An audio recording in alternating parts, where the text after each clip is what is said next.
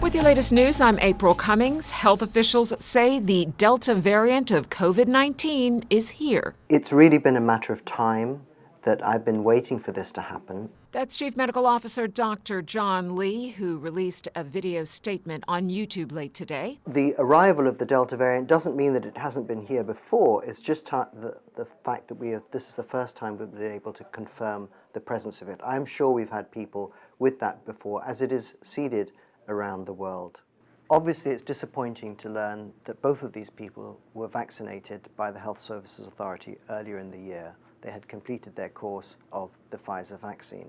Both of them are doing well. One of them has no symptoms and one of them has very few symptoms. As far as vaccination is concerned, I think we should be reassured to know that the Pfizer-BioNTech vaccine that we've been providing here in Cayman through the UK Foreign Commonwealth and Development Office is 88% protective against the Delta variant, as opposed to 95% that we all know for the original variants from Wuhan and then thereafter from the Alpha variant from Kent as well.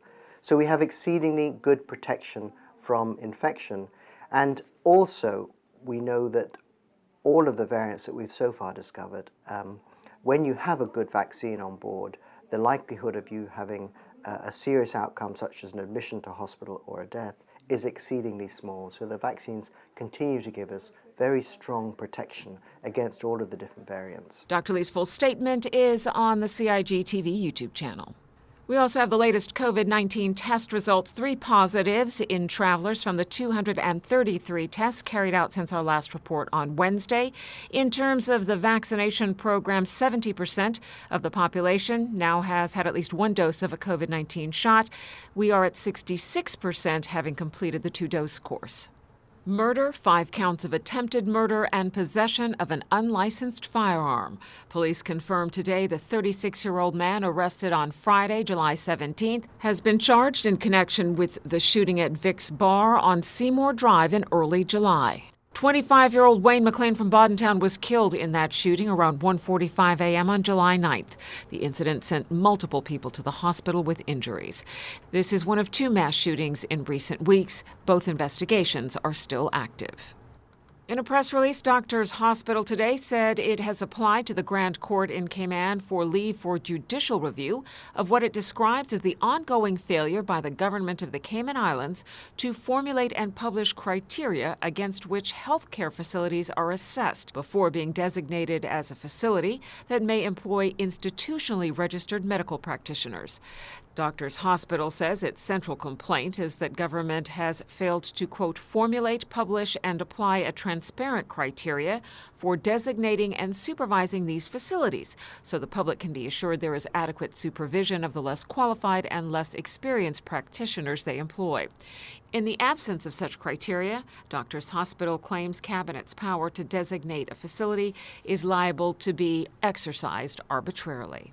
2020 actually showcased some of the most rapid, inventive, and collaborative work ever delivered by the civil service. Deputy Governor the Honorable France Manderson patted civil servants on the back for their outstanding work as the country and rest of the world grappled with the COVID-19 pandemic. While tabling the 2020 annual report for the portfolio of the civil service, Mr. Manderson highlighted POC's achievements, from providing leadership in the National Emergency Operations Center to lending expertise and resources to establish the Emergency Field Hospital. Other noteworthy POCS accomplishments were the swift deployment of a staff redeployment system used to match available staff across core government and statutory authorities and government-owned companies, and the development and dissemination of 13 COVID-19 specific policies used to guide and direct key staff activities and decisions. It was a strong year for professional development for public sector staffers, with more than 18,000 hours of learning provided through tutoring and events by the Civil Service College, and an additional 38,000 hours of online learning by civil servants. If in 2021 we commit to building on the lessons learned in 2020, caring for each other, breaking down silos, increasing collaboration, and embracing innovation, we will undoubtedly continue to progress our collective vision of being a world-class civil service.